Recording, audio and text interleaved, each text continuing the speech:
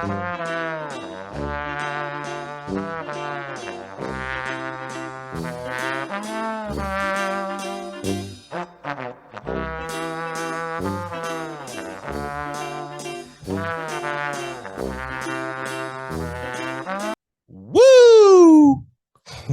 Welcome back to Two Dads Drink Without a Lesbian. Without a Lesbian, because Laura Jack ditched us for the second week in a row. Laura, where are you at?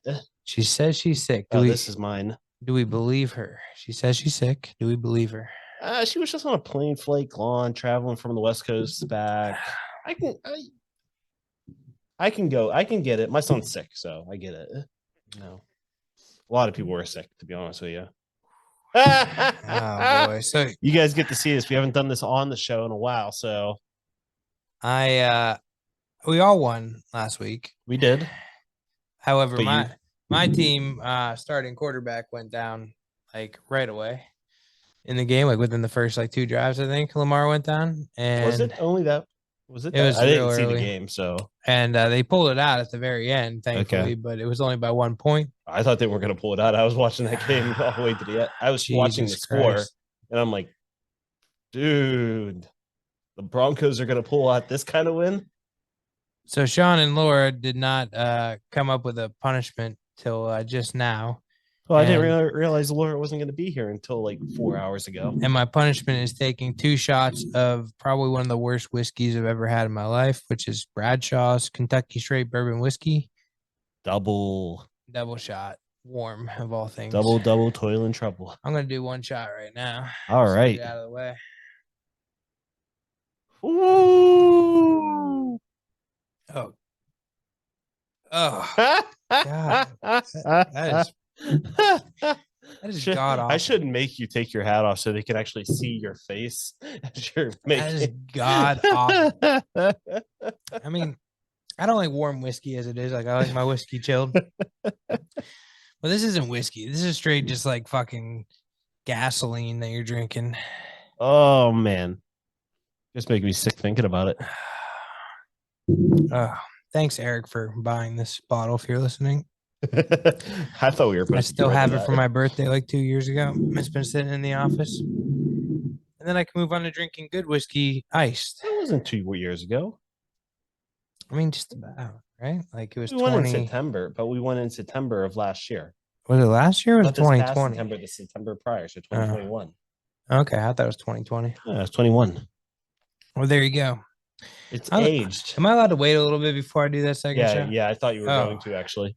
Jesus Christ. So hold on. Since Laura's not here, we do get the cheers. Cheers. We are drinking the brand new, or at least brand new in our area. One of the many brand news. Jack Daniel's Bonded Tennessee whiskey, which is bonded meaning caramel, rich oak, and spice. Before we drink this, I have to tell you, I'm enjoying the bottle actually, because it's not that full label like they usually have. Classy looking. And then it's a lot nicer looking. It's got like the etched stuff on the back. Yeah, and it's on the front too. If you look at the front on the bottom, same thing. Cheers again, though. Ooh, it's got a lot of flavor to it. Yeah, it does. It's not good. Bad, though. It's good. It's good. Way better than the Bradshaw. Way better than the Bradshaw. Long-term question, is Bradshaw worse than Wild Turkey? That first shot ever of Wild Turkey for you. So I didn't drink any whiskey back then, right? That's true. And that's why I think that, because we did Wild Turkey last year as punishments. Did we do Wild Turkey or did we do the nicer version of Wild Turkey? No. We did like the regular Wild Turkey. And it wasn't that bad. Like it was bad, but it wasn't like as bad as I remember it being. Yeah. I think it's because I just drink more whiskey now and I'm just used to the flavor. Yeah. Tennessee honey, actually. Old Crow was pretty bad last year. Yeah. What was Granddad? And then this one is just, whew. Yeah, this one was the one I don't want to try. Brutal. Again. Oh, there's enough for you next time you get punished, buddy. Oh, if that's your route, it is what it is. But... is what it is. What bottle did we finish last year? You're probably not getting punished this week based on who you got the pick. So, nope. I mean, if you do, it's going to be a very sad Sunday for me. But the way they're playing right now, and the way the other team's playing right now, I just don't see that happening. I don't see it even close. Holy cow! So the other team looks absolutely horrendous. Worse, they've gradually gotten worse throughout the year. And the other team gradually has been overpowering people right now. Yeah, it's just it's got. We'll get into my game a little bit because I have a funny story about it. But overall, Houston looks really, really bad right now. Yes. So we got some news and notes that we want to get into, and I think the headline has to be Baker. Right, Baker gets cut and then picked up. Who did he get? Did he get claimed already? He already got claimed. By who? The Rams. Oh, well, Stafford's on IR. On IR. They were starting Wolford, and there's talks that he may already start this week. But I mean, they're out of the playoff race, aren't they? They picked him up though. I thought the 49ers. I thought the 49ers would definitely make a play. But Shanahan came out and said he wasn't going to off the bat. They really like this, like Prudy, big cock, big cock Brock. Is that what they're calling him? Probably. He was the final pick of the draft. So, which we see this almost every year, that a rookie quarterback just kind of comes out of nowhere for a week or two or three, and then the NFL starts to go back and watch their college film. The problem is the same thing I said about Tua. They have so many weapons there in San Fran that it's almost overpowering. This kind of brings San Fran a little bit back to earth, but they're still one of the best teams in the NFC. Like, this gives your, I mean, if Garoppolo doesn't come back, I feel like your Cowboys now have a chance against the 49ers. But I think we have a chance even with Garoppolo. Prior to this, I wasn't sure if anybody had a chance. I mean, our defense is our strength. Their offense is their strength. No, their defense is their defense is good too. Their defense is a strength. I'm D'Amico Ryans. As of late, they've had kind of the Achilles heel for the Cowboys. You know, as of late, they kind of took that spot from the Packers. Well, last year you got lost to. Yeah, but it was still a really close game. It could have went either way. I'm not overly scared of any team in the NFC. I mean, I think we could take that on our good days. We could take down any of them, right? It's just, is a good day going to be in the playoffs? Probably not, because we're the Dallas Cowboys. But so, anyways, Baker already claimed by the Rams. You think that's got any kind of future, like Stafford kind of being done? I think Baker's done. I think he's going there as a name. I think he's just a train wreck. I mean, he had a couple decent seasons. You know, don't get me wrong. If anybody can salvage him, I think McVay knows how to work with quarterbacks and is a good coach. Oh, he took Goff to the Super Bowl. Correct. If anybody can sell, but look what Goff's doing under Dan Campbell. I would never give Dan Campbell a offensive coordinator of the year award. Motor City, Dan Campbell. Come on, dude. They just blew out the Jaguars. Yeah. There's been a lot of good teams that have lost to the Jaguars this year. Well, the Jags only have 2 wins. So, and who were they against? Because I'd have to go back and look, but they only have 2 wins. I feel like they've been competitive in every game except for the Lions game. That was definitely even the Eagles game. Like, there was a lot of fumbles in that game because it was raining, but they were still competitive in it. They were competitive in everything. What I've seen out of them until this Lions game, they've been competitive this year. Yeah, I mean, next year, I feel like the second year under Doug Peterson is going to be. It could be the challenge for the Titans next year. Yeah. Oh, 100%. Who else is in there? That Colts team, which has talent. Next on the news and notes, Jimmy G broke his foot real early in that game. Not gone for the year. Supposedly now not gone for the year. Yeah, 6-7 weeks or 8 weeks or something like that. So back for playoffs, basically. So if Brock keeps playing really well, you stick with him. You stick with him, or you go back to Jimmy G? Wasn't your plan off the bat? If Brock's playing well, Jimmy G, I'll be honest with you, even when he was playing, was mid. It almost reminds me of the Romo Dak Prescott saga. You remember, like, Romo went down with the injury, Dak came in, looked really great. They should have went back to Romo for the playoffs. Go back to the experience, go back to the veteran. We very easily. If you want to take a step back, we can go all the way back to Drew Bledsoe, Tom Brady. Yeah, but Tom wasn't a rookie. Yeah, he was sorry. He was a second-year guy who didn't get a snap until that season. In my eyes, that's a rookie. Just like I said about Mahomes. But they didn't win the Super Bowl that year. They did win a Super Bowl. I thought it was the next year they won the Super Bowl. They won a Super Bowl that year with Tom Brady as a quarterback. Well, I mean, that might be the outlier, Tom Brady. I mean, he's been the outlier his whole life now, right? He had a Tom Brady-esque week again.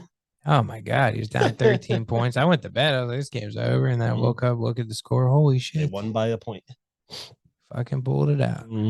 I watched the end of that game. That was crazy. The last 4 minutes. the Titans fired their GM. You think it's because Like, they traded AJ Brown? and he just went nuts on He went them. nuts on them. He's been going nuts all year for the Eagles, to be honest with you. I don't know. It's the only thing I could Maybe. think of. Maybe him and Vrabel don't get along. I don't know, man. I think you Like keep Vrabel. I you're think like your Vrabel's team's competitive. They're like 7-4, 7-5. They're first in the seven division. five. They almost beat the Chiefs a couple weeks ago. They're gonna win their division. They're gonna be in the playoffs. I mean, That don't say much. That division is a train wreck right now. it's There's true. turnarounds coming. Jacksonville's coming.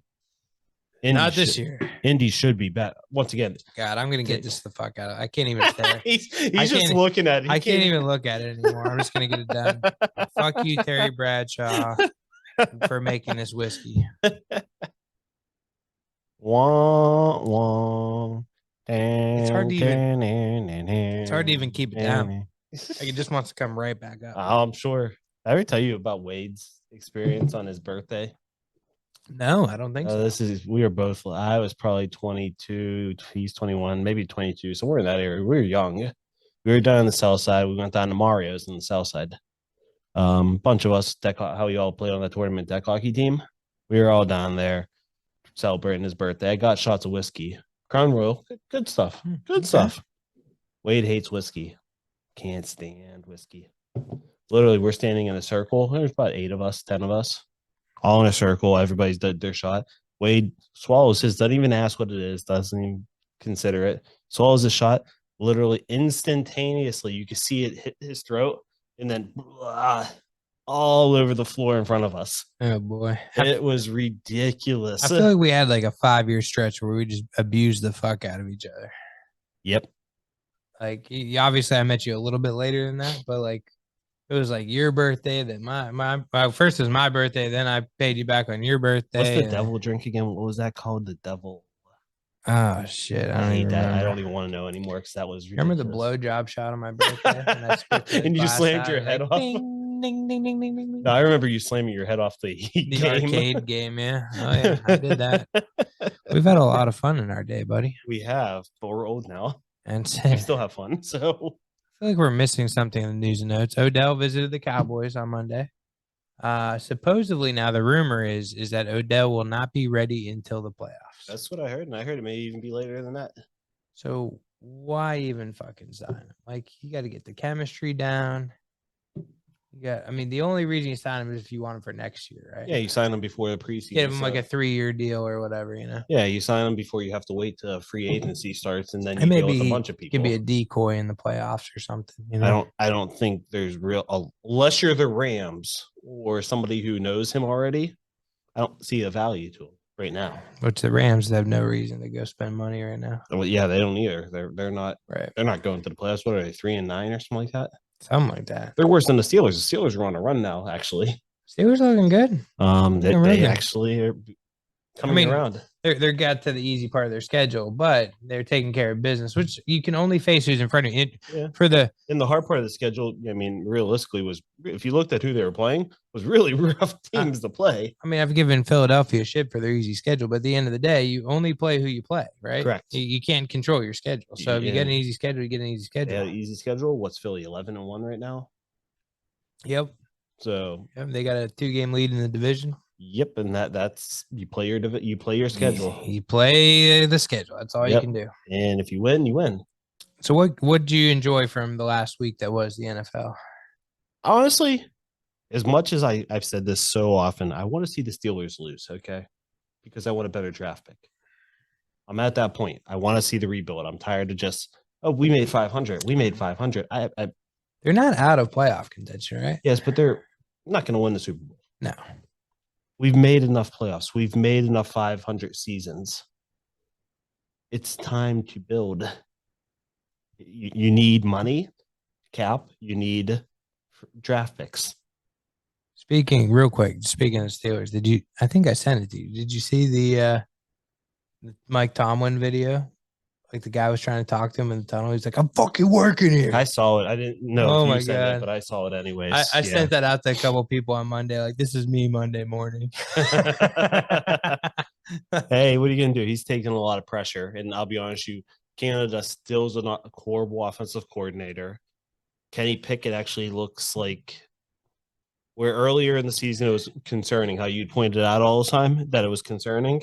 It was, but I obviously knew it's early in the season. You have to play what dealt He's with you. settling in. The offensive line looks a lot better. Yeah. He looks a lot better as a leader. Once again, his stats aren't crazy, but as a leader, you're a rookie. Your stats aren't going to be crazy. Correct. He looks as a good leader, is what he looks like out there on the field. He makes plays when he needs to. He runs the ball when he needs to. And he's thrown mostly good passes. He hasn't thrown an interception in 4 games. Don't get me wrong. He's only thrown, I think, 5 touchdown passes in those 4 games. 4. Hey, you're winning football games. That's all that matters. Winning football games. The running game is actually averaging 170 yards a game now. So that's turned around. Frymuth looks good. And people are going to complain that George Pickens, our rookie receiver, who was complaining this week because he wasn't getting the ball thrown his way, and he was yelling at the coaches, throw the ball my way. Guy's a beast. Dude, he's not wrong. You're not wrong, dude. He's one of those guys where you throw it up to him. You just like, I got nothing. Here you go. You know, he makes plays. Yeah. And he works hard every time. I've watched plays that look like they should be interceptions, but he'll break them up. You know who he reminds me of? Who? Former Pittsburgh Steeler, Plexico Burress. He looks like Plexico. Height and size, but he works harder. He works harder. Yeah, but Plex had that a couple years there where he was fucking killing it. Oh, no. In terms of receiving, Plex was great. In terms of a receiver, Pickens is great in watching him. He does the little things, like he does the Hines Ward stuff where he's going to hit you in the mouth. Yeah. Plexico wasn't going to do that. Plexico is going to run his routes, make his plays, do that stuff. He was not going to hit you in the mouth. Oh, he's a rookie. Give him a couple years. Yeah. They said that's how he was in Georgia, though. He's just like he plays with an anger, which I love. That person, I love guys who play with an anger. So your overall thought is you're torn right now because you want to lose, but you're enjoying them winning. I'm enjoying the playing. It's not even the winning. They could lose these games, and I would still be enjoying them because they're actually playing well. So if they win out and the offense looks halfway decent, does that mean Canada keeps its job next year? I hope not. Oh man, that would be like torturous for you I guys. hope not. I hope not. Well, I really, with the week that was the NFL, I enjoyed the 2020 tie of the fucking Giants in Washington. That was fucking hilarious as an NFC East How much better fan for you? Oh, I mean, it was perfect. Like neither one I really wanted to win, and they tied, and that pretty much eliminates them from. They would have to have a game up on the Cowboys to beat us in the playoffs. If anything, they eliminated each other. Yeah, exactly. and neither one of those teams is very good. They're way better than the record shows. The Commanders got a lot better in the last few weeks because they started playing the easier part of their schedule. The NFC East schedule is so easy. It's so easy. The Giants, to be honest with you, I think they've been way better than expected because of their easy schedule. Once again, you play the schedule you're dealt. I know, but the Eagles are dealt that, and they're 11-1. Exactly.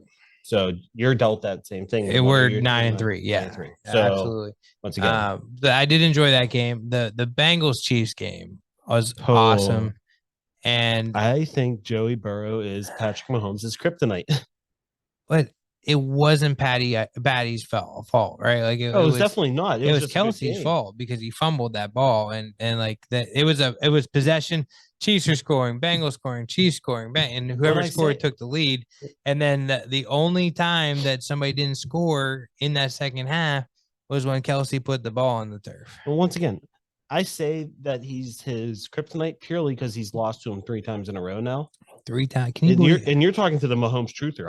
I've been talking Mahomes truth for. Did we ever think we'd see somebody beat Mahomes 3 times in a row? Yeah, but did we ever think we'd have a Joey Burrow in the league who looks like he's Joe Namath, the way he plays and the way he acts around everything? Dude, I don't know if you ever realized it with his. Joe Namath. I don't know with his cigars and all that. If you ever noticed that the guy acts like he's Joe Namath. He's better than Joe Namath on the field, though. These guys are all better. Yeah, absolutely. I mean, they're just the progression. It's evolution. I love, like, you could go down the entire NFL and like we have Kenny Pickett, which is a rookie. Like who's the worst quarterback in the NFL? Kyle Allen of the Houston, maybe. You mean David Mills?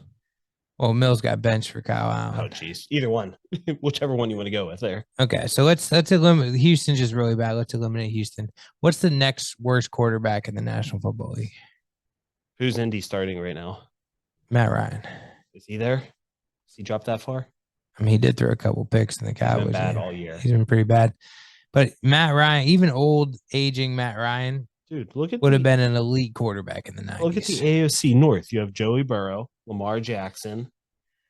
Who am I forgetting? The Browns. Deshaun Watson just came back, which had a horrible week. But really once again, give it a few weeks. Let's see what happens. Yeah, he looked really. He was rusty. He looked like he hadn't played professional football in 18 months. Correct. You can't judge that game. No.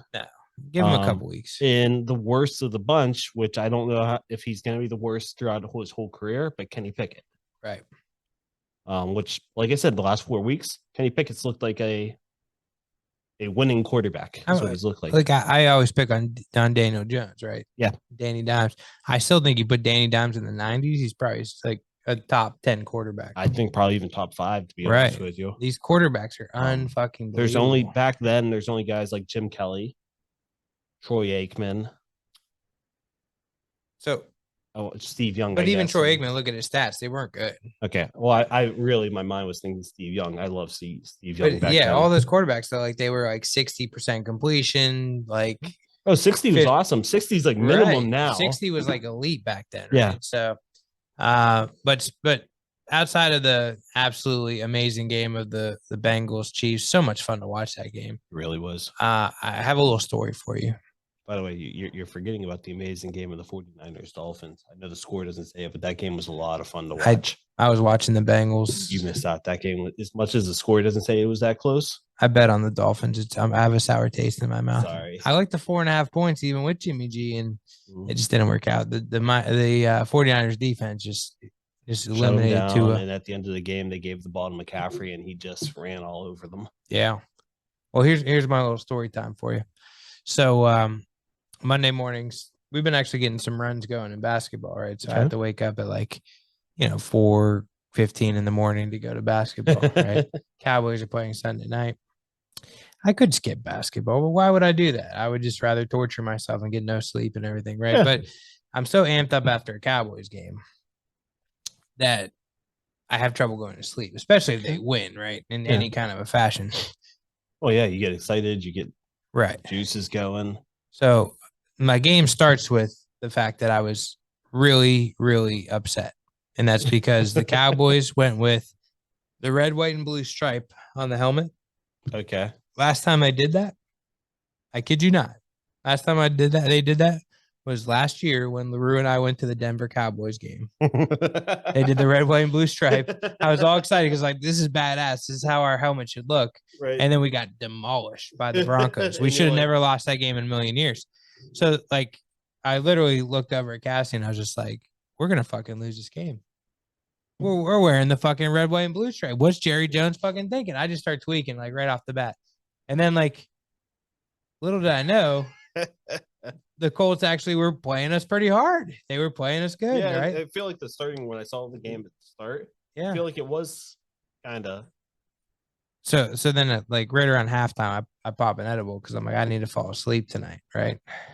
Edit. No, I don't care. I don't care who knows. I popped an edible. And so I start towards the end of the third quarter, I start to feel really good and starting to get a little tired, of course, because that's what I do in that scenario. And the score at the end of the third quarter was 21-19. Cowboys are up, right? The Cowboys scored 33 points in the fourth quarter. Second highest scoring fourth quarter of all time in the NFL behind there was a 40-point or a 34-point quarter by the Lions, I guess, back in the 60s or something. All teams, the Lions. I know, right? And I was a little out of it. And my mind was blown all at the same time. I'm like, what's going on? How is this possible?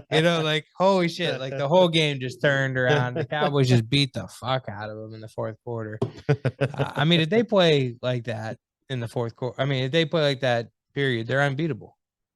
They're legit unbeatable. And you know what? You talk all the Odell talk, and I would love to have Odell in Dallas. I'm not going to lie. But CD, he would be your second receiver. You'd move Gallup to third. I think he'd be the number one receiver. Really? Talent-wise, right? Odell's been up and down to me for years. So. But CD played like he didn't want Odell in town on Sunday. He was a machine on Sunday. Good. Made me regret trading away in our keeper league because he played like a guy that I thought he was and just hasn't really been that. Like he's been an okay receiver, but like he played like a machine. So, anyways, it was a little bit of a wild night for me because I was like half out of it towards the end. I didn't even like comprehend what was all going on, and then I slept like a fucking baby. Nice. Yeah, woke up for basketball. So, real quick, I'm going to talk about two things we don't typically talk about. Okay. Fantasy, we talk about every so once in a while. I am going to congratulate you on your 5-game win streak. Thanks, buddy. Even though it is not going to get you anywhere. But I did kind of call that going into the year. You did. I was you like, did. But you also made a bunch of other moves that changed your team as well. I did. You did make some trades. But that's part of fantasy. It always is. But all the players that I expected to kind of be good second half of the year are all doing good for me. I'll call it out right now. The fantasy footballers, you guys, anybody who watches this probably has seen them at some point in fantasy football. Yeah. They say it all the time. You have to, in fantasy football, you have to be liquid. Yeah. Which means you have to be making moves, changing your team because you don't win in the draft. You start in the draft, but you don't win in the draft. Especially in a keeper league. Correct. Yeah. I'm going to call out myself. I'm back in first place in our league again. Thank you for that because you're the reason why, actually. Because I beat your brother. Yep, Jake, you lost to this guy by 1 point. One fucking point. What was it? 56-55 or 55-54? 156, 155. Whew. So I have to say thank you there because I got my first place back. I got 5 in a row with 1 week left before the playoffs start. Yeah. So as long as I pull out a win against Laura, which she's not here, so I can't talk trash to her. Her team's done. Though. You guys are all actually. I looked at it. I'm saying her team though. It's just they're just not good anymore. No, she don't have a quarterback. Yeah. Well, she cut Dak. I don't know why she did that. And she has Jimmy G, who is now out for the rest of fantasy football at least. She learned a valuable lesson this year, and that's when your quarterback goes out with your top 5-10 quarterback goes out with an injury. Fantasy quarterback, not real quarterback. I wouldn't put him top 5 in real life. Goes out with an injury. Why don't you wait and see how long that injury is going to last before you just cut him? Why don't you shift a little bit and figure out put him in the IR and then once again, defending champion, not going to make the playoffs this year. Mm-hmm. I was literally scared that I was going to have like the worst fantasy season of my life. So I jokingly always say that I will lose in the playoffs in the first round. I will not win. Is there any chance I win this year? From a side perspective, there's always a chance. But realistically, I like your team. My team's not bad. Yeah. I don't think it's as stacked as your brother's roster, but your brother's roster has been like hampered. Like, for instance, Derrick Henry's had a couple of really bad weeks of like 12 carries, 30 yards. And you're getting to the cold part of the season, which don't get me wrong, he's usually good in the cold. But ETN's has been in and out recently, which is one of his starters. But I wonder if we're starting to hit that Derrick Henry wall we all probably expected 2 years ago. Oh, I expected it 2 years ago. Yeah. I mean, you got to almost expect that that's going to happen, and maybe it's happening now. Yeah, maybe. Once again, he when I look at the playoffs, him and Ray are the ones I kind of fear a little bit. Would you fear me if I was in the playoffs? Probably not. Sorry. It just is what it is. I like my team. You should have beat me, though. You didn't start a tight end. You should have beat me, though. I like my team, though. They're scrappy. I got a bunch of young talent, man. Pacheco, I'm your last loss, so Pacheco, Tony Pollard. I got Robinson, who's been killing it for me. You're gonna have to make some. D-Hop came back off his suspension, and you're gonna have to make some choices of who you keep. I think I already know who I'm keeping. I mean, unless Dylan just crushes it the last couple games. But once again, I think it comes down to what happens with Aaron Jones. Well, yeah, that's true. Injured for the last few weeks. Well, if they move on from Aaron Jones in the offseason, that's a change too. But what if they move then on? I probably trade Dylan if he's going to be the clear cut number one. I'll get a draft pick for him. So, that being said, the other thing I wanted to bring up is one of your old boys, Deion Sanders. I want to congratulate him. Oh, that's He's been taking a beating. You want to do that in the news and notes? Yeah, he's been good, and he's been taking some good publicity and some bad publicity over his interviews that they shown on YouTube and that for Colorado, which is his new school. Congratulations, getting to the Big 12, or not the Big 12, but the Big 5. So what? He's a little strict and like no, they're beating him up over leaving Jackson State, which is an all-black college. and he was supposedly there taking care of his people. Isn't this really taking care? Once again, I'm not that person, but isn't this still taking care of your people? You're doing something nobody's ever done. You're going to a big power five conference school from a SWAC school. It's never been done.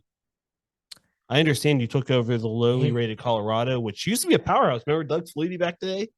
Here's my problem with the whole thing. Like, why didn't Deion just go right in coaching in the NFL? Like, supposedly he didn't get all the crazy offers he wanted. Yeah, he could have started as a D-backs coach and then been a defensive coordinator. He doesn't want to do that. It's the same thing. He started at a small school. Now he's going to a bigger school. Eventually go to a bigger school. But he's getting head coaching jobs. He's getting the job. He's running the whole show. Yeah, but he went to Jackson State. He ran the show. He turned that into a TV show. I guess, which is great. Look what I guess I'm being a hypocrite because I run my own show. I could have been a Remax. I could have managed something. I could have, I get it. He started off at Jackson State, no coaching history. He started off as a head coach at Jackson State. Yeah. Once again, it was marketing, but he went into it with that idea. He went into it with, I'm going to brand this team. His son on one of the teams? Oh, his son's starting quarterback, which he's taken to Colorado. That's one of the issues people were complaining about. But here's the part people were complaining. People were saying, oh, you're taking your son to Colorado with you. His son was a 4-star recruit. He's going to a 1-11 team. He was a 4-star recruit. He came to Jackson State because his dad was the coach. He's also taking the number 1 recruit from last year, Travis Homer, I think it is. Or I saw something along the lines of a quote where he said, like, I'm bringing my peeps with me. I'm bringing my dogs with me. My dogs with me. Bring my dogs with me. So either or also he said, I'm bringing my luggage with me. He said reapply or get the fuck out or something like that. Yeah, he basically told the team. He told them his son was coming, or he has 2 sons. One plays safety, one plays quarterback. And he said they're both coming. He actually said his son is the starting quarterback already. He bluntly said that. So he basically just told them, hey, go check out, go hit the portal. You guys were 1-11. That's not going to be a thing here anymore. I mean, could it be that he just wanted his son to be a quarterback of a bigger school and he's just like, fuck it, I'll go take this? His son was getting Heisman consideration at a small SWAC school. Really? Yeah. Dude, they were 12-0. They won the SWAC this year. And I think they were 11-2 or something like that last year and won the SWAC last year. No, he's been dominant as a head coach down there. Yeah, no, I've heard a lot of good stuff. Well, congrats, Deion. I'm glad you're moving up in the world. A lot of my childhood football memories had Deion all over. You know what I mean? Well, like, I was a little young in the 92, 93 Super Bowls. Yeah. I mean, I still somewhat remember him. Well, dude, he won everywhere he went. Think your team. But man, that 95 Super Bowl where we beat the Steelers, I remember that like it was yesterday. Dude, he did it twice. Think about it. He was in Atlanta. He got drafted by Atlanta. Great, fine. He left Atlanta, went to San Francisco because they said he was the missing piece. Guess what? He was. They won the Super Bowl. I've only seen 2 cornerbacks that were even in the class of Deion Sanders since him. Your team made money so you guys can sign him from San Francisco to get better than San Francisco. One was Richard Sherman. Yeah. I don't know if I think he's better, but he's definitely... He just played like him, and he had the tenacity, but he didn't have the longevity that Deion did. Right. And the other one, call me a homer. Diggs, man. Diggs looks, acts, plays like Deion Sanders. And I'm enjoying watching V2 of Deion and Diggs. Revis Island was up there for a while, but he played differently. He wasn't the same. He was a different kind of player. Yeah, different player. He wasn't like a ball hawking corner. He was more just a lock. Reed as a safety, more so like that than anything.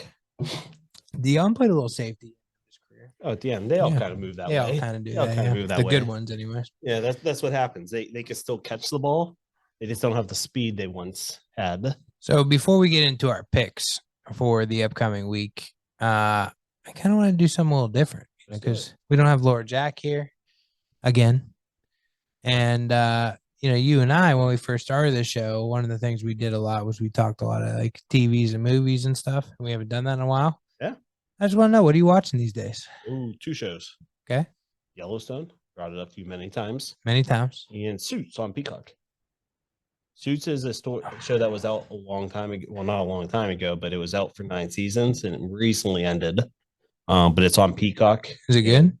We're only on beginning of season 2. I can't turn it off.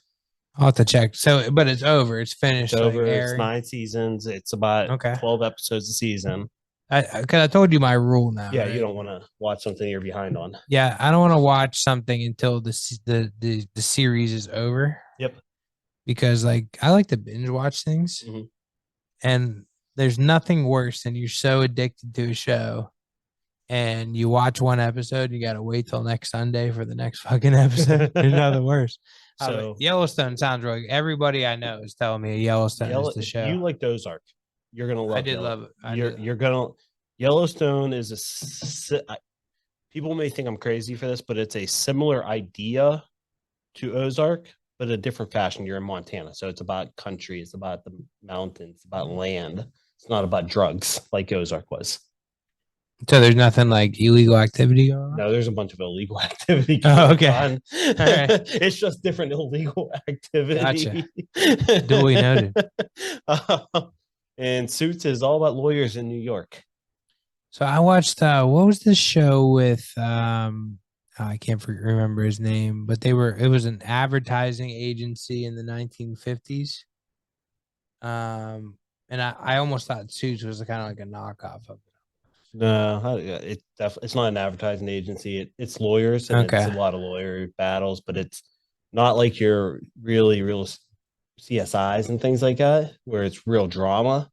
This has comedy in it. It has action. It has a little bit of everything. It's John Hamm is in the show I'm talking about. I'll have to look it up and let you know. I watched that series. It was pretty good. It was amazing to see like how women, like there was a lot of like how women were treated in the workplace in the 1950s. Which was shitty, but really shitty. Yeah, real shitty. It was like, oh, you're my secretary and you're gonna do whatever I want you. Literally whatever I want you to do, right? Yeah. Like it wasn't even about money where their money was being paid less. Unbelievable. It was just they just got treated like second class people. And they're not. They're probably the elite. Harder than most guys do. Yeah. Women, you and I can both agree that women are more elite than men are, right? Majority of the time. Majority of the time, they are smarter than us. My wife could run circles around me, dude. Right. Me too. My wife is smart as a whip, right? Like, yeah, no, I mean, it's crazy. I've been watching a lot of like documentaries and stuff lately and docudramas. Yeah, me too. Stuff like that. Like the Dahmer one fucking blew my mind. I did watch it. Oh my God. You know what? It almost didn't click to me until like the 5th episode. What didn't click? That this is fucking real. Oh, jeez. Like I knew it was real, obviously, because Dahmer, but like this actually fucking happened. Yeah, it was all real. Oh my God. And then like all the little like nuances, like, yeah, okay, by the way, if you're haven't watched it yet, I'm sorry, I'm ruining it for you, but like spoiler alert. Wow. Yeah.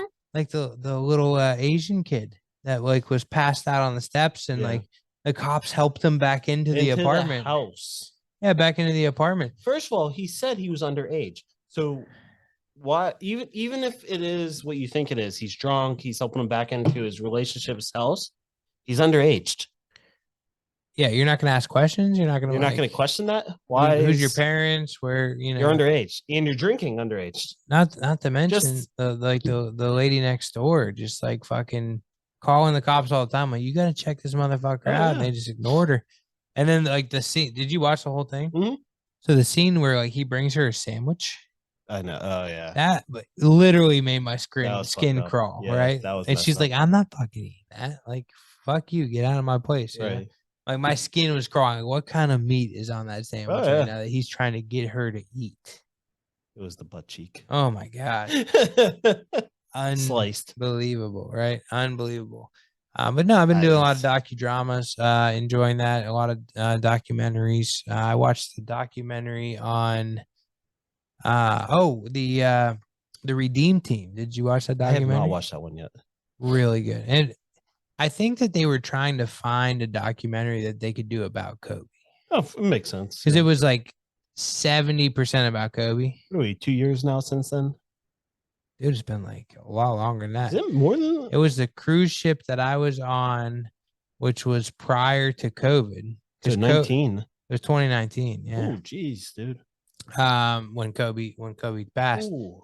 And like, so the Redeem Team, they they didn't do too well, obviously, which is why they were the redeem team. Right. They were like the first, American team to not do well in the Olympics. Yeah, that was not since that team, but the team prior, but it had a lot of the same players, right? Mm. And Kobe was like a last minute addition. I was gonna say there was a few. Well, they changed the coach. They brought Krzyzewski in. Yeah, From Mike Duke. Krzyzewski. But no, they brought in Coach some K. other guys. Like didn't LeBron play in that? Dwayne Wade played. LeBron was in. They both were in the previous one. Were they? Yeah, they both were. I didn't realize that. And LeBron, like when he was interviewed, he said that like Kobe was the missing link. Mm. And I didn't realize that like Kobe was like socially awkward and everything. Oh yeah, yeah. Like he really didn't like get along with the guys. He doesn't like talking. Yeah, and so like LeBron's like role in the whole thing, which actually made me appreciate LeBron a little bit more. I'm a big LeBron hater, obviously, but his role in the team was like getting Kobe out of his shell. Like he literally was just like jawing at Kobe all day long, getting him like part of the team, but my favorite part of the whole fucking documentary, I'm sure you might have told me this already. You might have seen the clips or whatever too, but they're like Kobe comes to us, and he said it's like the first game of the Olympics, and they're playing Paul Gasol's team, which is Sweden? Spain, Spain. Yeah, they're playing Spain, and Kobe's teammates with Paul Gasol and good friends with Paul Gasol.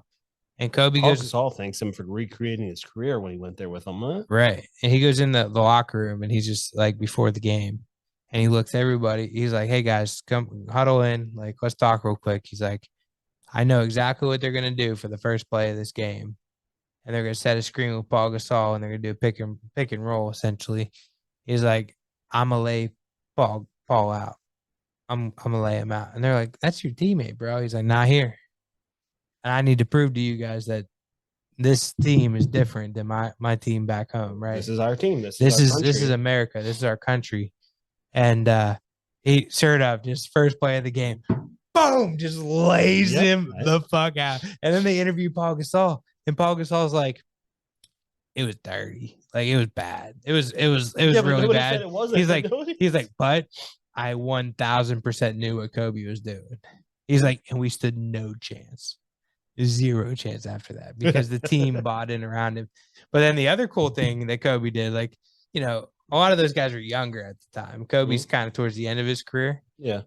And Kobe, like, literally, and I wasn't even a big Kobe fan. Like, I admired Kobe. You were a huge Kobe fan. I admired Kobe as a player because he played a lot like Jordan and stuff. But like, I wasn't. Oh, he's the closest thing we've ever seen to Jordan. Yeah, I wished he was on my Bulls team all those years, but he wasn't.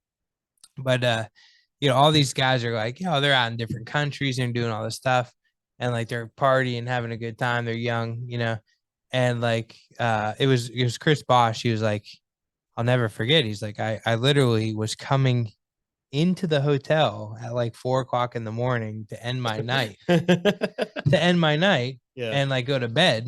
Kobe was probably leaving for practice. And Kobe came out of the elevator with a towel around his shoulder, ready to fucking work out. Right.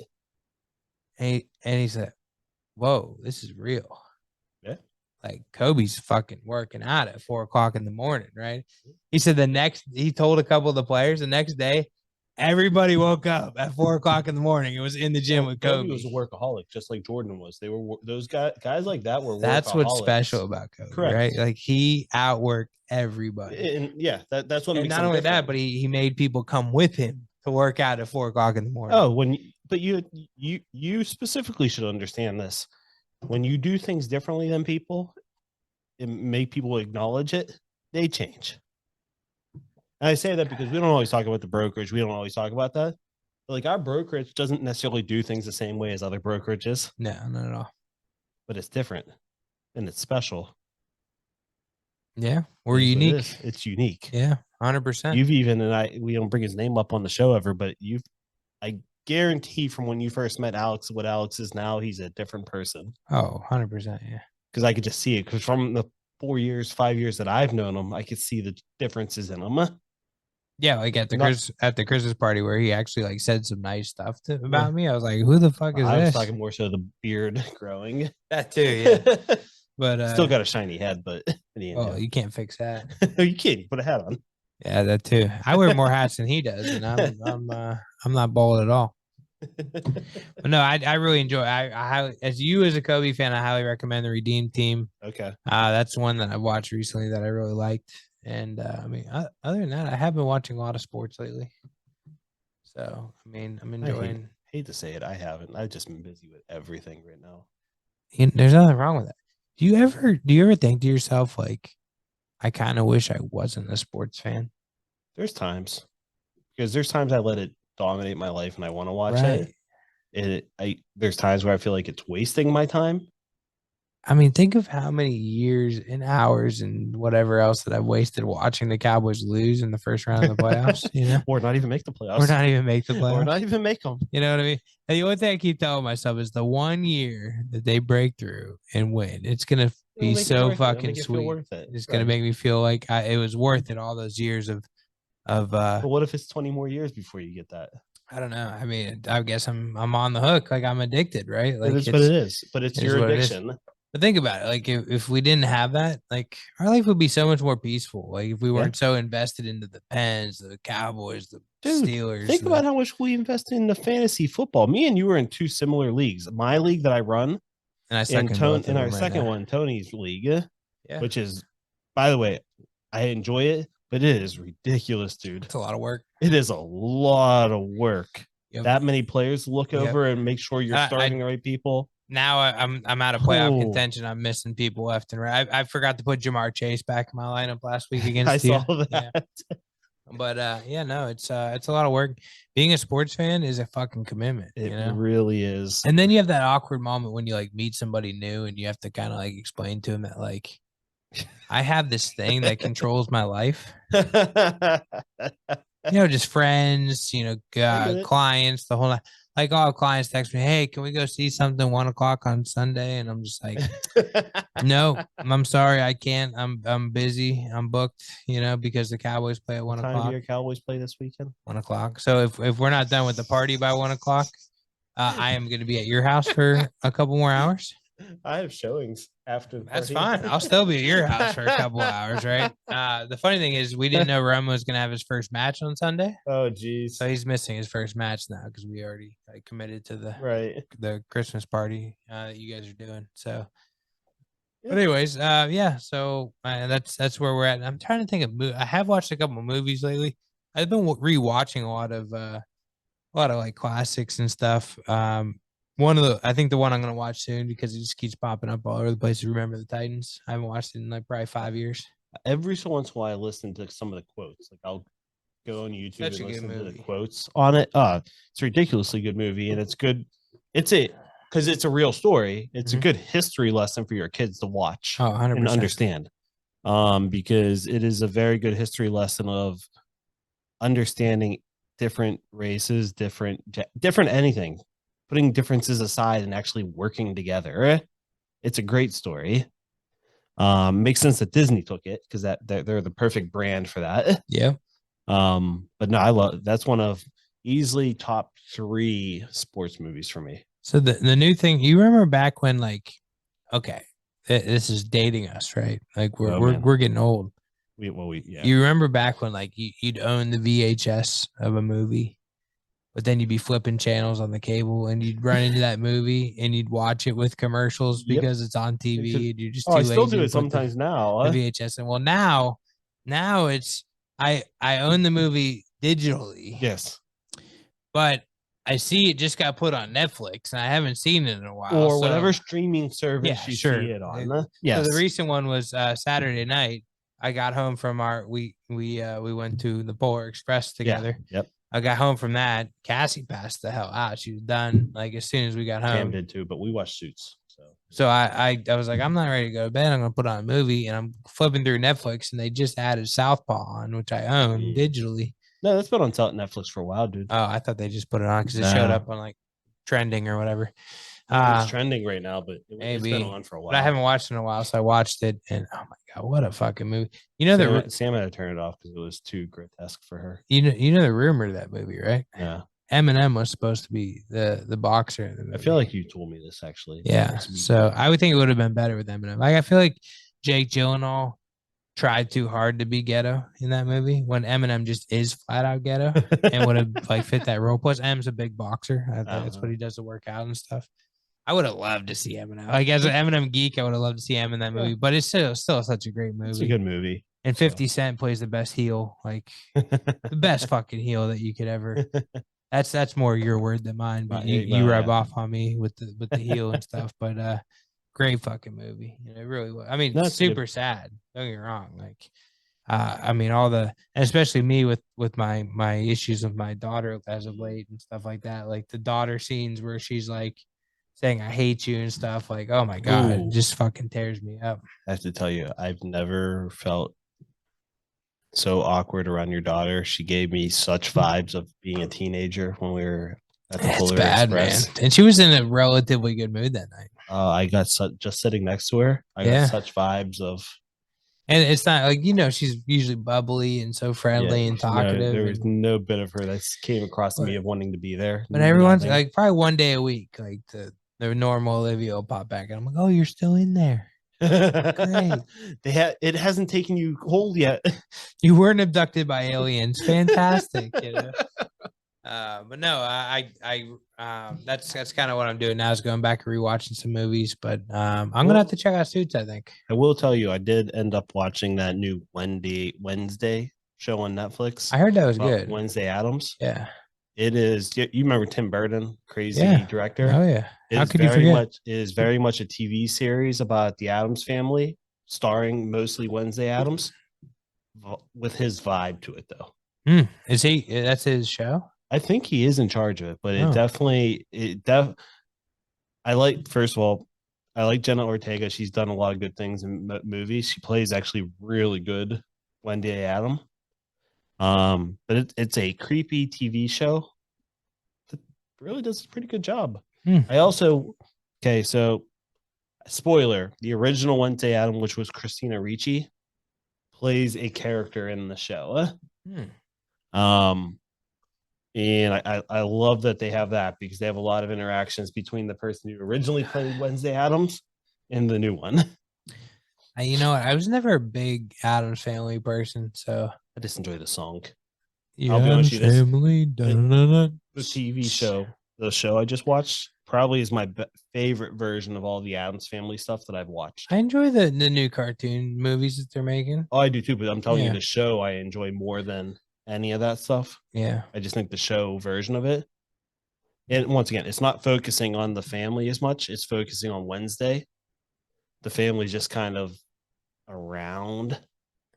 Well, one more quick TV movie thing that I want to talk about before we move on. I don't care what's going on. I think it's coming out like Thanksgiving of the 2020. What's next year? 2023. No matter what's going on, you and me have to go see the new Creed movie together. I thought that's what you were going to say, but I feel like it's earlier than. Is it earlier than that? I think it's earlier. Usually they bring them out in like November, but like, yeah, I think it's earlier. I don't think I've been more jazzed for a movie release. I know you're. I know you're not. Because I was so. The rumor was that it was going to be him facing Clubber Lang's son. And I'm just like, stop remaking all these things. Yeah, rehashing all these things. I really thought the Creed 2, while it was good and I enjoy it, I thought that it was too similar to Rocky 4. Yeah, I thought all of it. I honestly think the storyline so far has ran parallel with Rocky. I feel like Creed 1 was really well done. Once again, I think Creed 2 was really well done. I just think the stories are running similar. It was so similar. I don't know. And Little me's concerned what they're going to do without Rocky in the picture at all. So it came out. He had an interview recently, and he recently said that he now regrets bowing out of Creed now that he saw the trailer. Yeah, he now regrets not being a part of it. Okay, I was gonna say I'm a little. He's like, it looks really good, and I really wish Rocky was a part of it now, but it's too late, Yeah. But I mean, Rocky was just such a staple in our childhood. Yeah, he's another one. And I can't wait for Creed, and I think that Michael B. Jordan is Michael B. Jordan's a good actor. He's so good, so good. He was in Black Panther. He was the Killmonger in Black Panther, and that's me, who's a Marvel fan. One of my favorite villains of all the movies ever is Killmonger. And I feel like with the new movie, this will be the first completely genuine script. That's not like scripted off of a Rocky movie. Yeah, unless they end up turning this kid into Clubber Lang's son, and we just don't know it. They just don't. That'd be dirty, bro. They just don't tell you that part until you actually get to the movie. That'd be dirty. And it turns out he's Clubber Lang's son. That's how he gets all of his talents. Don't tell me that. You just ruined it for Sorry. me. Yeah. If that happens, I'm gonna be pretty upset. I have no idea. I'm just saying. But yeah, I feel like you're my movie buddy. Like whenever I want to go see a movie in theaters, you can always call me on a movie. I'm always interested in a movie. Likewise. Like, even if it's like one of your dumb Marvel movies, I'll still come watch it with you. If you want somebody to go watch it with you. I love good storylines. If you can give me a good storyline on a TV show, a movie, you tell me anything, and it's a good storyline. That's why we say the NFL is fake this year, because they have so many good storylines. No. The NFL isn't fake. It's fixed. Fixed, fake, whatever you want to tell me. It's fixed. Okay, so WWE is not fake either. They know who the winners are, so it's fixed because you actually still slam people. You still it's real. They get injuries, right? It's real. So they're real too. You just know who the winner is, right? 100%. So okay, so it's fixed. Yeah, just like Mayweather fights are fixed too. Probably at this point, yes. At this point, he's not going to lose ever. He's going to do these fights forever. That's going to be the contract. So whoever signs with him, I do not lose. It's a draw, but I don't lose. Let me ask you something. Do you think in our lifetime we'll ever see a Mayweather-Tyson fight? The way this world works and the way money works, yes. I mean, could you imagine? Tyson's been all his training and did his fight against Roy Jones. Tyson is crazy enough. Oh, he may knock him out if he. Who gives a fuck what our contract says? Oh, and that's what I'm thinking. And that's probably why it won't happen, because I think Mayweather knows that. That probably. Mayweather knows he's not a businessman. He's just a crazy. Mayweather's like, it doesn't matter what our contract says. I don't think Mike Tyson needs money at this point. No, he's just crazy. He might bite my ear off. he might just fuck. He may really. Which that was always my thing. Like even was it Jake or Logan Paul that fought? Logan. I mix them up so bad. I don't understand. It was Logan. But you remember me saying like, Logan to this day says he never paid him. Really? Yeah, he says Mayweather never paid him. That's some bullshit. That's true. Yeah, that's what he's. If I've watched, but you remember the day me and Jake watched the fight, and I was just like, if this is watching with us, yeah, I'm like, if this is real, all it takes is one fucking catch. If he's so big and strong compared to Mayweather, his length of his arm is just all it takes is one hit that Mayweather just doesn't block, and it's over. Which is why it's fake, because there probably would have been one shot at least. Yeah. Although early that was the night where I introduced Jake to Mike Tyson. Like you remember? I do now. He lost his phone in the couch. He lost that fight to the couch. He lost the fight to the couch. He lost the fight to the couch. So he lost his phone in the couch. He couldn't find his phone for like 30 minutes. It was the greatest thing ever. And then Jake and I think I was a little intoxicated, but maybe. It's pretty much normal par for me. Yes. When it comes to watching a fight or whatever, or football or anything, or office party, or. I like to have a little fun. So like I was a little intoxicated, and I'm like missing Mike Tyson fights or whatever, and Jake's like, he's overrated, and I was like, I remember this, bro, he wasn't overrated. No, and then we pulled up a YouTube video of him just like top like 20 knockouts or whatever. When he was on his streak, there was nobody. He was just psychotic. But even Jake, like watching which I remember when I was young and naive, and I'm like, oh, Mean Joe Green wasn't that great or whatever. And then you watch the video and you're like, oh, that guy looks pretty badass, Yeah. Well, I showed him the video of Mike Tyson just knockouts, and he's like, whoa. No, Mike Tyson back in the day was scary, dude. He was holy fuck. We say all the time, I would not want to walk on a back street with Brock Lesnar off of pure size. How big that guy is, how massive he is of a wall. Oh yeah. Mike Tyson, I wouldn't want to walk near just because the guy's psychotic and I don't know what to expect. I would want him to be my best friend, though. Oh, I can get that. Yeah. He looks like he's like just the most fun-loving, like entertaining person. He does until you piss him off. Not to mention, like if he's my best friend, nobody would fuck with me. Like you're my best friend now, and like people would totally fuck with us. Like, we're not getting into fights in our old age, There's this new guy that's been showing up to basketball. and I think I'm safe talking about it here because we only have like 30 listeners. Watch, he's number 5. Watch, he's number 5. Dude, he's not in our chat or anything. He just shows up. And he is the most like over the top, annoying, like talk shit 24/7. Like the game will just stop in the middle of the game and he'll just be yapping in somebody's face and trying to start shit. And like I'm like, this would have been normal par for the course back in the day for me, but like I'm old now. I don't like this anymore. I'm just trying to get it running, bro. I'm not good at basketball. I'm just here running. Okay. Like I'm literally here running. And yeah, so I've been dealing with that a lot. There's been some drama in my life. That sucks. A new guy showing up to our bat. He looks like Charles Oakley. He looks like he's 40 years old. He's good. He's actually fucking good. He's really good. Like today picking up, I picked him like 4th, but he's probably like the 3rd best player there. But I got him in the 4th round of our draft. Right, we just draft players basically. So sounds like nobody wanted him. Nobody wanted him on their team, right? But I was like, well, fuck, I'm gonna take him over, this guy who can't play at all, you know, like because we got a couple of them like me that shows up. The only thing is I've become like part of the leadership, so I get to like pick teams now. But other than that, I'm not very good, right? But I ended up getting him in the 4th round, and my team won most of the day, so it was good. But man, I'm too old for that stuff, man. Yeah, people don't get that anymore. I used to talk shit all the time. I was like the king of talking shit. Yep. Yeah, that's how I met you. And now it's like, dude, back when you were 21. Bro, it's 6:30 in the morning. I'm trying to get this running right now. Like, can we just go? I don't want to hear you talking trash. So bad. Oh, I would love to see you run into the 21-year-old version of yourself right now. He was a special person. He was. I'll give it that. Hey, I mean, you befriended him. After once again, it took a minute, but it really didn't. It was what, 3 months? Yeah, you just had to get past the rough exterior to see the soft, friendly. I had to get past the first day of working with you. So what a day. Yep. Once I got past that and realized, shit, we're more similar than I'm giving us credit for. So for those of you that don't know, for the 12 listeners we have or whatever, the first day that Sean and I ever worked together, I wasn't supposed to work. It was supposed to be Laura Jack. It was supposed to be Laura. Where's Laura? Where's Laura? She's missing. And our boss knew that Laura and Sean are buddies. So he kept Sean's name off the schedule. It was like a big surprise.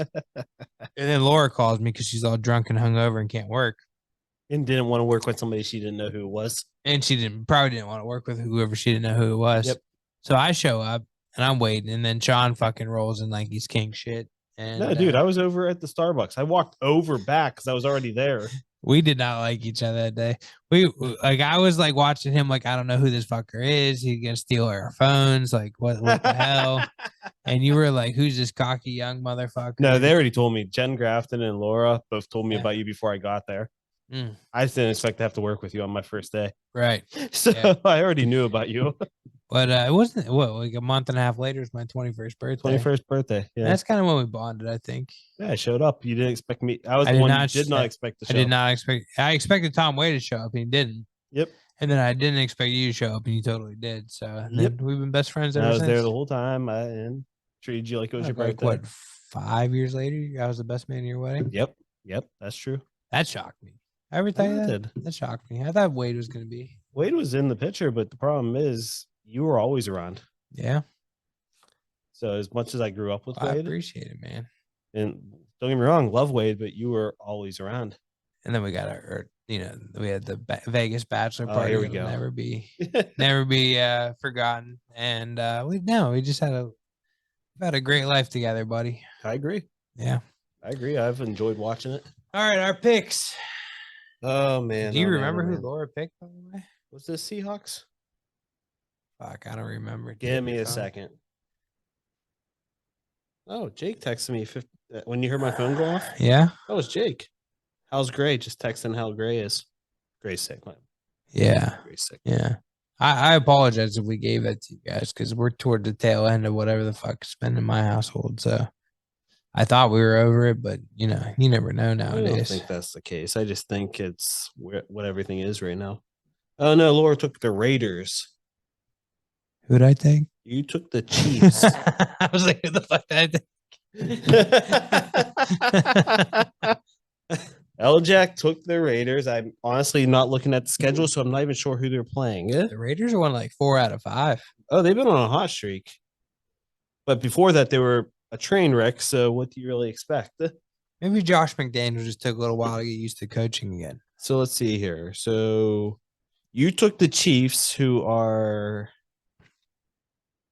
I don't remember who they're playing either. I'm looking, but I'm not seeing them on this little calendar thing you gave us. So the Raiders are playing the Rams.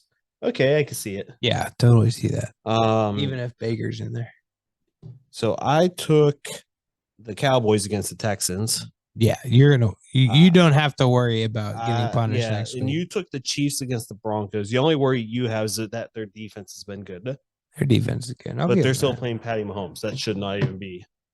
So realistically, we should be looking at Laura getting punished next week. Let's hope. That's what it comes across as. Let's hope, buddy. Well, if she shows up. She hasn't taken enough punishments yet this year. So she needs to show. Well, she modified the rules by moaning and complaining. I hope she's listening right now.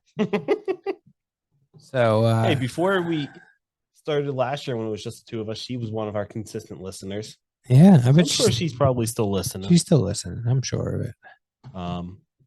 Yeah, so that's our picks for the week. I picked the Chiefs. Laura picked the Raiders. Yep, and I got the Cowboys. You got the Cowboys, of which I'm most confident in your pick. I'm most confident in my pick too. I mean, I don't know if I've been more confident in a Cowboys team. So I'm not going to lie to you. 2 weeks ago, originally I was still picking off underdogs and things like that, even though we changed the rules again. 2 weeks ago, you said, "Oh, I'm just picking winners now." Is what you said. Yeah. So my mind clicked at that point. I'm like, oh, shit, he's just picking winners. What the hell am I doing? You got to pick winners. So if you notice my pick last week, now I'm picking. Yeah. Last week, who did I pick? Who played the Texans last week? The Browns. I picked the Browns. Yeah. Now I'm picking the Cowboys. Which, by the way, the Browns should not have won that game by 3 scores. You know? Their defense overpowered 2 scores. I'm sorry. The Texans are just a train wreck.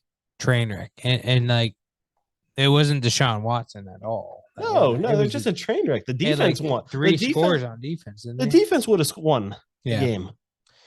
You think Deshaun's going to get it back? Eventually. Really? Yeah. You're pretty confident in that? I like their coach. I don't even know if it's Sean as much as I like their coach. I do like their coach. I like their coach. Stefanski. With the run game with Nick Chubb back there. They have some decent receivers and Peoples and Cooper. I think Deshaun will get it back. There's a lot of good young coaches. There really is. There's a lot of NFL players that are turning college coaches. I know I told you Dion earlier. Did you know Trent Dilfer is in a power conference now from high school? High school coach. He was, but he was the top 10 team in the whole nation, his high school. And they just won their championship in Mississippi or somewhere like that. And colleges have been recruiting him to come be coordinators, head coach, whatever. UAB, which is the other Alabama squad, brought their college team back, I think, last year. And they've been recruiting him. They hired him to build the whole program down there. And I heard his interview. Dude bluntly said, I only want to recruit guys that show NFL qualities. If you're not NFL quality, I don't want to recruit you. We are going to be a team in 4 to 5 years that all we do is produce 5 to 10 NFL players in the draft every single year. You know what's going to be the new drama coming out? What's that? Did you see the John Kitna drama? You remember John Kitna, right? Mm-hmm. Okay. Longtime NFL quarterback. What is he? He played Cincinnati, Seattle, Dallas. Yeah, he was the Cowboys backup for a while. John Kitna, his son. I did see him come up. What was that again, though? Yeah, his son was he was a player for a while, and now he's like an assistant coach for, I believe, don't quote me on this, Miami or University of Florida, one of the two. Okay. And he now has been caught with child pornography. I did see this in the news. Yeah. And now he's being labeled as a monster. However, they did not call him John Kitna's son. They only called him by his name, which is Jarrett Kitna or something like that. Gerard or whatever. Gerard something Kitna, like it. Yeah. Yeah. I did see that. He's being labeled some monster. I don't know if it's true or not, but It's still sick. Child pornography. Once again, I get each person has their own, but that's too far. that is a little bit too far. That to me, once again, I understand spanking your kid for respect. I don't get beating your kids. There's a difference. I beat Roman all the time. What are you talking No, about? I mean like literally. Well, him and I box. I just pound. Yes, on but him. you're playing. You're still playing. No, but I like beat the shit out of him. No, I mean I do. Once again, I do like actually punch him. I know what you're doing. But it toughens him up a little bit. I know what you're talking about, but I think you know. It's not hard enough to leave anymore. I think you know what I mean. Yeah, no, I know what you mean. By you're dragging your kid by his hair. Same thing some men do or to beating women. their kid with a stick like Adrian Peterson. Right. Or what some guys do to women where they beat their woman. Right. Those are the things that make me sick. 100%. I hope it's bad. I hope it's bad news and fake news or whatever. But yeah, it's. I hope. The toughest part on the Dahmer thing. Toughest part for me, outside of being like, "Holy shit, this is real," was like, as a father, his dad was like clearly devastated by it. Now, obviously, he blamed himself because he said he had the thoughts himself. Yeah, he had the thoughts himself, and he never did it. And like, he should have been more careful about it. Man, I couldn't even imagine. I couldn't imagine being a father of something that goes that crazy. How about the end of that, where Dahmer was supposedly turning his life around? I don't know if that was real or if that was him mentally messing with people, and then he got killed in the jail by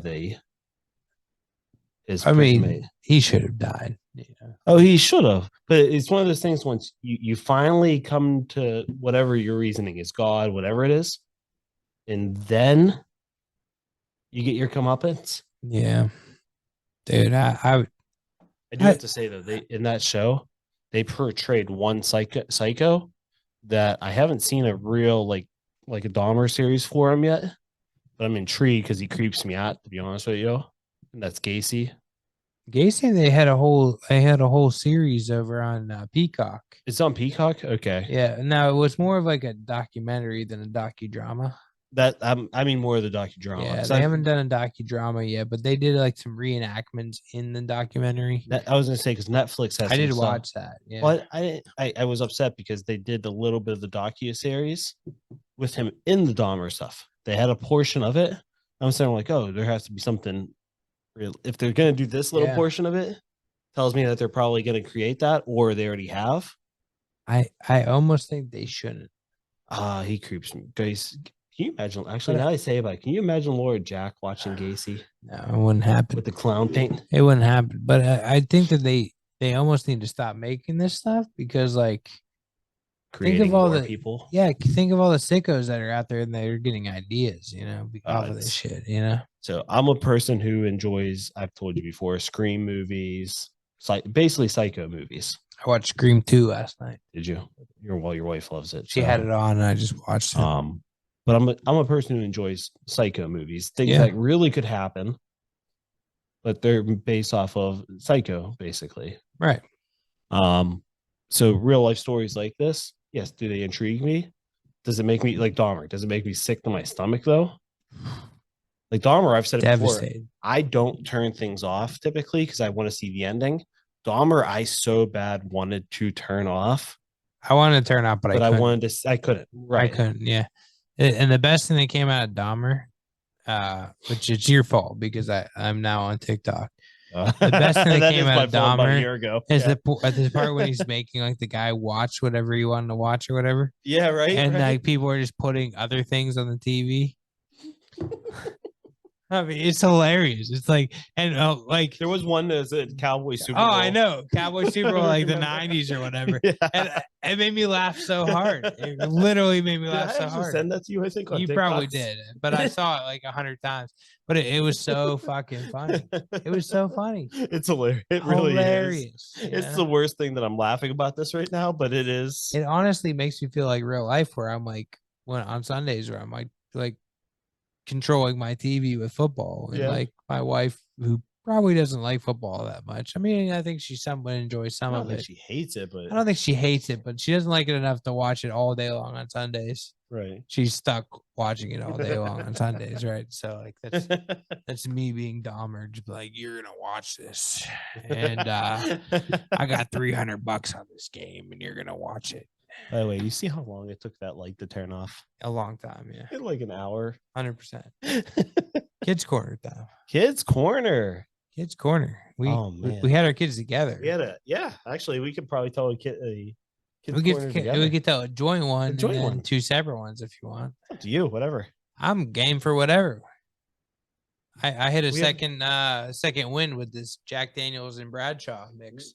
We have no moderator for the last 2 weeks, so No moderator. we're kind of just doing whatever we want again. You know, the funny thing was, I think we were like kind of like laughing about like Laura Jack being moderator, but I think she fits perfectly. But the problem is, I think we were moderating her. Is the problem? But it was moderating us at the same time. But I think she fits perfectly. She's like meant to be in our Oh, little, she is. She is our little crew right now. She is. And even if she's not here next week, we still probably got Jake. By the way, clearly, if you're watching on video, this video is brought to you by Deacon Hoover Real Estate Advisors. Yeah, look at those guys up there. Greatest real estate company in Western Pennsylvania. Yep, we've already brought them up this time. Yeah, we did. We talked some real estate business. Yeah. So we went to Polar Express on Saturday, Cumberland, Maryland, and on this upcoming Sunday we have a Santa brunch. Your brunch wife breakfast. Your wife organizes every year. Your wife. I've been doing this every year. Your wife. I gotta give Sam credit. I told you she can run circles around us, dude. And look, Sam and I don't always see eye to eye. I don't think she always truly loves me. You know? She does actually. Well, I mean, we love each other mutually, but like it's like you know, I think there's times where she's like, this motherfucker. You know? But like your wife goes so over and above to make everybody's life special. Yep. Like not just my kids, but like just everything. Like, everybody. No, it's like she's always taking pictures for people. She's always, you know, just making events for people, making special occasions, and she does this every year. And like every year, I kind of dread it a little bit, but then every year I'm like happy that we did it. I was gonna say, you have to remember, at the end of the day, you're gonna be happy you end up doing it. And then of course, I caused some, as I always do, I caused some drama with it because I was like, if you do it at like 11 o'clock and the Cowboys play at 1 o'clock, like I'm going to be extremely distracted, you know, like, and I'm going to end up being at Sam and Sean's house for the whole day watching the Cowboys, and they're going to wish I wasn't there. But so it was moved to 9 a.m. this year, I think, right? Is that what we're doing? 9 a.m. I think it's 9 or 10. But either way, I love the fact that Sam like goes out of her way to just.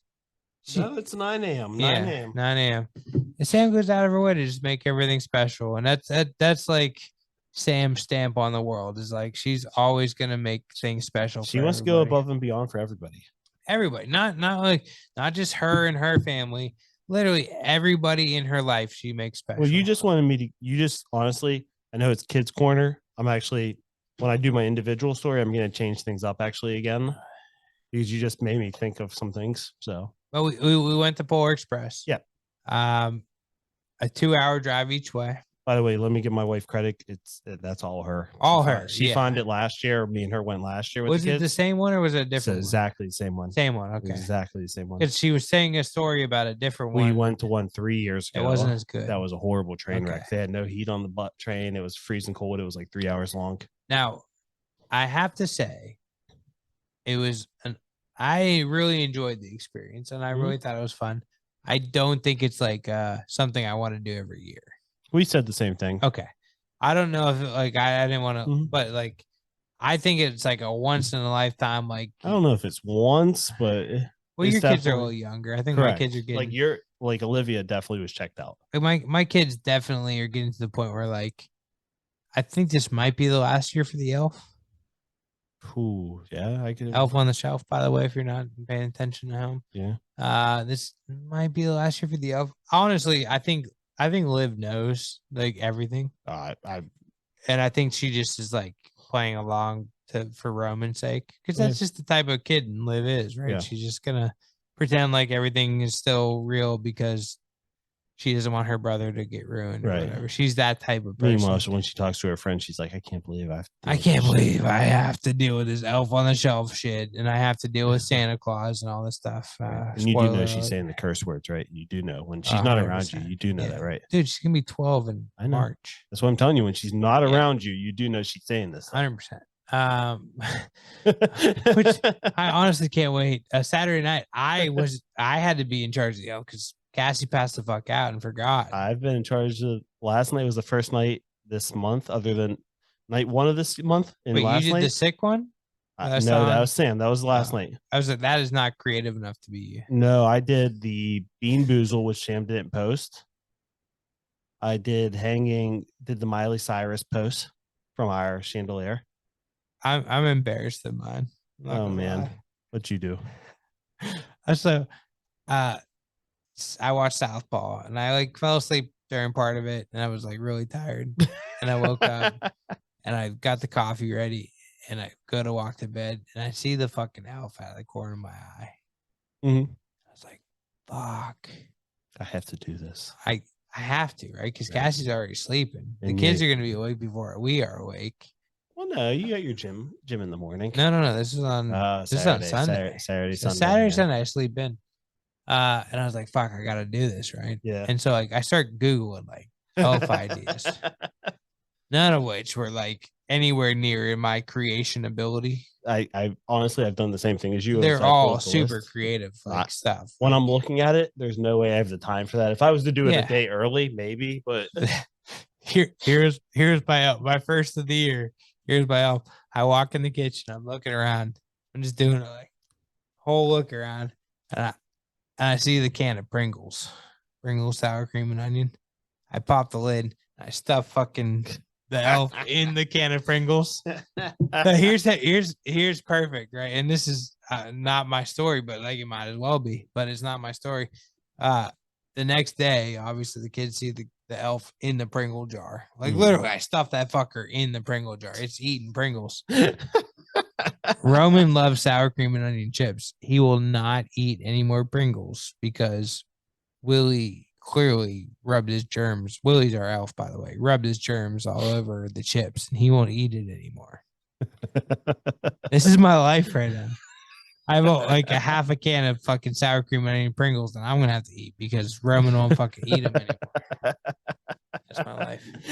But anyways, long story short, I'm so thankful that Sam always pushes us to do things because it ends up being really cool, and it was really fun. And that fucking actor, he fucking busted his balls to make our life special. You know, last year when we went, they had more than one in each cart. Well, they did. They had the one guy that came in. No, I mean decorated like he was. They had more than one. They had a main guy who would talk to you, but when they were doing their dancing for the hot chocolate, so were you guys sitting at a table though, or were you guys similar? Yeah. Okay. And actually, Sam told me this. I didn't realize this because I would have thought opposite. Remember section 7 where they had the comfy seats, but they didn't have the table there? Yeah, that's the cheap seats, right? That's the cheap seats. Yeah. They look so much more comfortable. I know. I was looking at those like, I'd be fucking sleeping in those motherfuckers. Yes. I would have been so much happier, but you don't get the table. Right. Which the hot cocoa and the cookies. Yeah, but you still get the hot cocoa there. Dude, my ass was hurting so bad by the end of that. Oh, my back hurt. With chiropractor stuff, my back was so pained. You know, between driving back and forth. Tailbone shit. This is we're getting old, buddy. Oh, yeah. Oh, dude. But no, it was a great time. I really enjoyed it. I have a tremendous respect amount for you and Sam for your patience with Ollie. It's not that he's a bad kid.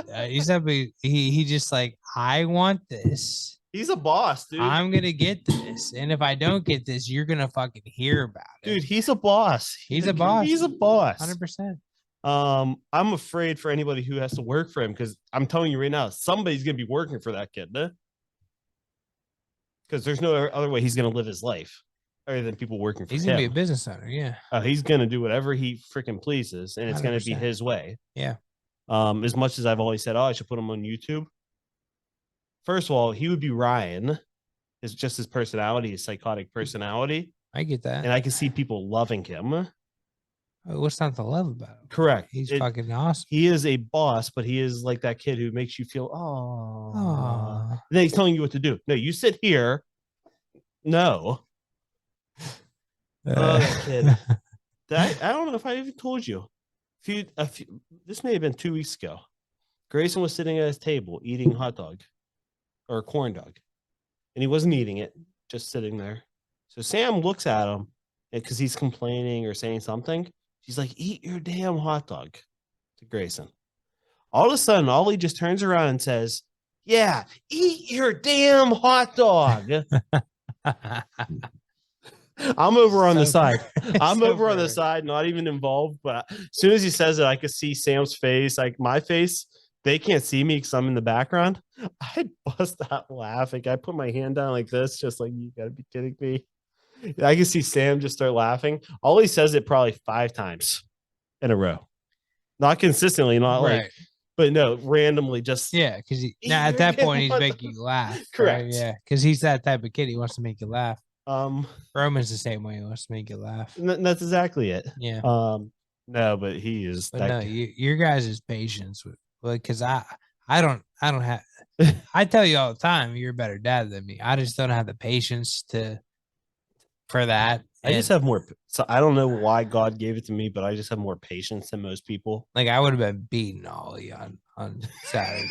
Like, and I love Ollie. I love him to death, but I would have been beating him. You guys are like, okay, go ahead and go home, guys. We got this. And like, yeah, I'm sure you guys had a good night after that or whatever. We did. We just honestly, we know to talk to him. We know to let people move on from it, and we know to talk to him to calm him down. So he says, "Oh," because he has moments like that. He'll do it in front of people, and then once you talk to him, he'll be like, "Oh." Once again, he's the kid that I know he knows what's going on. Yeah. I know he knows what he's doing. Dude, it took us all 2 hours for him on Saturday to warm up to me. Which I think I think like, early on, I think Ollie didn't like me very much, but I think like then we became best buds. Yep. And then now, yeah, like, but there's times you come into it and you know how to instigate with them.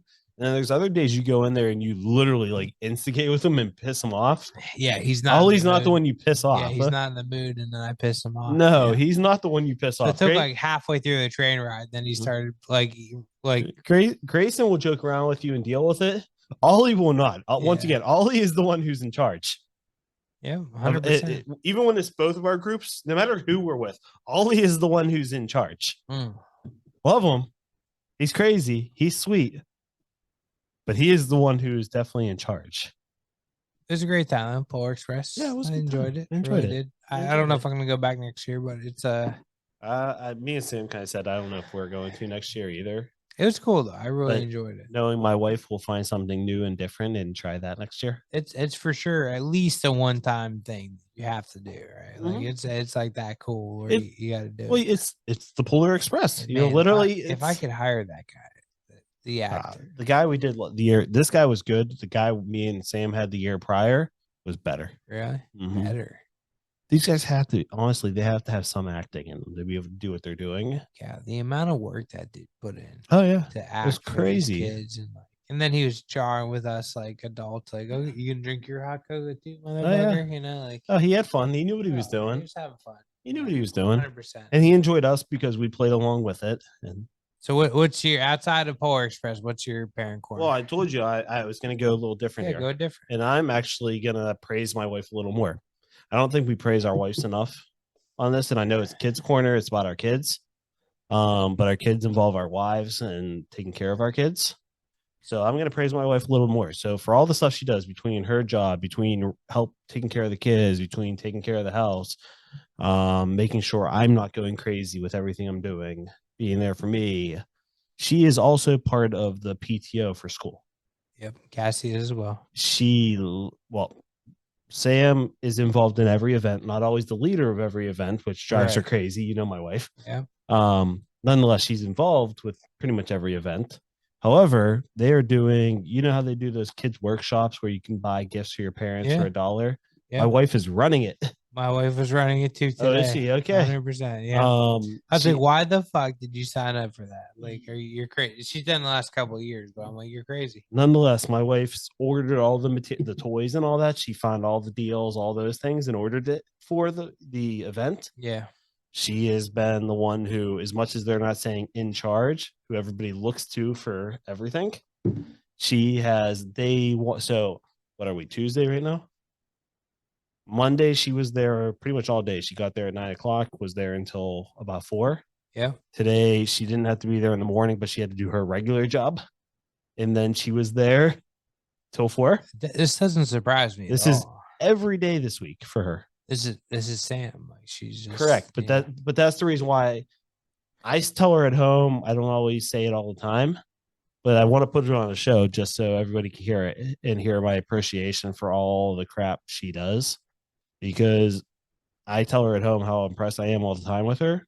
But once again, I just want this to be out there that if she ever watches this, because remember, last year she bought us, I think, 2 bottles of whiskey. Yeah, for the show. She was probably our biggest supporter, and she didn't watch because she got ticked at us her early in the Lord season Jack for giving her a hard time. Yeah. So, nonetheless, I want to give her all the credit in the world because she does a great job with the kids. She does a great job doing things after school for the kids. She does a great job with just our relationship. Her job always tries to promote her, and she just doesn't want promoted because she knows what's entitled in that. Right. And she just doesn't care to need it.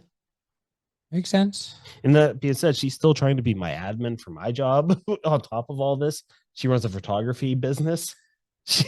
Right. Which could boom if she wanted it to, but she's the one who makes the decision that I want to see my kids more. It's more important. Yeah. So 100%. That goes back to the kids' corner, by the way. She makes the decision on a business that could be booming if she wanted to. And if she wanted real estate pictures, right off the bat, I know Kristen would hire her every single time. The whole crew would hire her. Yeah. Probably. She's great at it. Oh, I know she's got that attention detail. But she still will do it if I call her. But she will for you and Kristen probably. But I just don't because she says she doesn't want it. So she's up and down sometimes. Sometimes she does. That's why I told Kristen, especially if it's in the North Hills out our way. Yeah. Oh, if it's easy for her, yeah, for sure. Yeah, she's definitely not going to want to travel out to Washington or Hickory or anything like that for it. But sorry, Hickory. She did go to Washington one time for me. It's you. So 100%. Nonetheless, that's just the person she is. She takes care of the people she cares about. She's always there, and she gives. People say always, oh, I give 110%. That girl gives 175%. 100%. Yeah. So I could have a similar conversation about my wife. I mean, she really does. She puts in crazy amount for the kids. It's just impressive. I mean, she's in school right now and doing all this stuff with like getting her ultrasound stuff going, and she still took a whole entire Tuesday to run the fucking presents for the kids and stuff. I was like, why? Why are you fucking doing that? It's ridiculous, isn't it? There's other moms that aren't doing anything, sitting at home on their ass that could totally do that. Me and you, I feel like we do a ton of stuff for business. I don't want to underplay what we do. Yeah, no. I mean, we serve our roles. Right? But I feel like they still, if they wanted to, they would run circles around us. Oh, 100%. Yeah. Yeah, I mean, I think that I don't know. I feel like we might be a little bit more like personable and like have that side. We have a different style. I feel like we understand the business aspect of things maybe a little bit more because I don't know. But I feel like they could adapt and do what we do if I they don't wanted think Sam to. would ever want to adapt to that. They might not want to, but they could. She definitely could. She definitely could. 100%. I'm the person who I once again don't always say it enough as I probably should, but I'm the biggest supporter of Sam, and I've told her. She asked me, "I don't think I could do your business, be a realtor, and do your business." I've looked at her bluntly, and I told her, "I'm like, I honestly can see you running circles around anybody in the brokerage. Not to say anything negative about anybody who works here with us, because I love this brokerage. I love would she enjoy it? Is the question. Well, that's different story. Different story. If my thing is always with her, if you wanted to do something, there's nothing I can picture her not being able to do if she really wanted to do it. You gotta want it though. Correct. You gotta want it. Yeah. Correct. 100%. So my kids' corner, well, it's obviously I have a million things I could talk about, and my daughter's life is really, really interesting right now. I got to hang out with your daughter this past weekend. I feel like I've been talking a lot about my daughter, so I want to talk a little bit about Roman. Okay. Do you want to take another shot at Terry Bradshaw before this? No, nothing in the world would make you want to take another shot of Terry Bradshaw, which has all his Super Bowl victories on the back: 1974, 1975, 1978, 1979. Good for you, Terry, but your whiskey fucking sucks dog ass. You know, he just literally signed up and said, "You can put my name on it." Oh yeah, sure. He has no freaking idea about this. So, look, I always say athletes are special, right? Like, and I think that we were both athletes at one point in time in our lives, right? Athletes are special. You played touch football with me. You saw how fast I ran. Yeah. Oh no. When I cared to. Right. That was years ago, but I can't do that now. Right. No, I mean athletes are special, and we're a special breed. Whether you're an average athlete who just plays high school sports, or you go further than that, or whatever. My son broke his collarbone last year. Yep. That was the last mental anything with wrestling. Yeah, I remember that. And a little bit of me thought like, this is kind of perfect because third grade you could play basketball. You can just run with that, whatever. And when I'm talking to him, he's like, "No, Dad, I don't want to play basketball. I want to be wrestling."